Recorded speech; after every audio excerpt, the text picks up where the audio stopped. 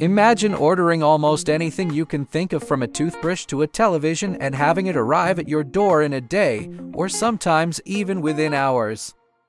Now imagine that the same company delivering your package also powers a huge portion of the internet, produces blockbuster movies and TV shows, builds artificial intelligence, owns thousands of warehouses, and is worth well over $1 trillion. That company is Amazon. Every single day, millions of people around the world visit Amazon to buy products. Behind every click is an incredibly complex network of technology, warehouses, robots, airplanes, trucks, and hundreds of thousands of employees working together. But here's the question: how did a small online bookstore become one of the most powerful companies in history?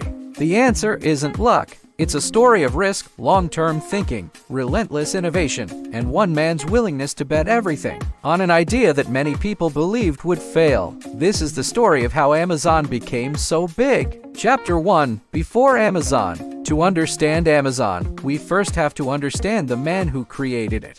Jeff Bezos was born on January 12, 1964, in Albuquerque, New Mexico. Even as a child, Bezos showed unusual curiosity. He loved taking things apart just to understand how they worked. His grandparents noticed this curiosity early on. They encouraged him to experiment, build things, and solve problems. During high school, Bezos became fascinated with computers. This was the late 1970s and early 1980s, a time when personal computers were still new. But Bezos believed technology would transform the world. He studied computer science and electrical engineering at Princeton University. After graduating, he accepted several jobs in the technology and finance industries before eventually joining a Wall Street investment firm called D.E. Shaw. By his early 30s, Bezos had an excellent salary, a prestigious position, and what many people would consider the perfect career. Most people would have stayed. Jeff Bezos did not. Chapter 2: The opportunity no one else saw.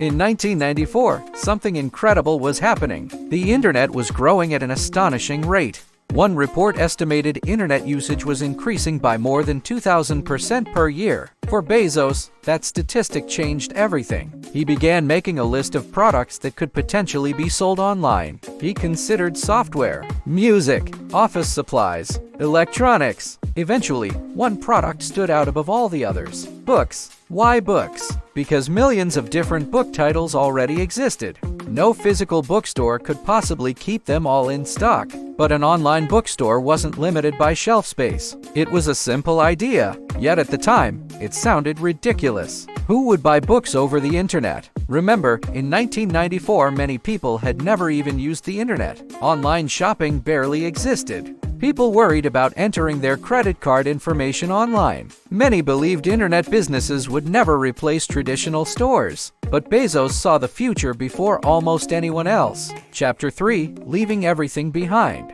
Making the decision was one thing. Actually doing it was another. Bezos had a comfortable life, a successful career, financial security. Leaving all of that behind to build an online bookstore seemed incredibly risky. Before resigning, Bezos discussed the idea with his boss. Surprisingly, his boss didn't immediately reject it. Instead, he reportedly told Bezos it sounded like a good idea, but perhaps it was better suited for someone who didn't already have such a career. But Bezos had developed what he called the regret minimization framework.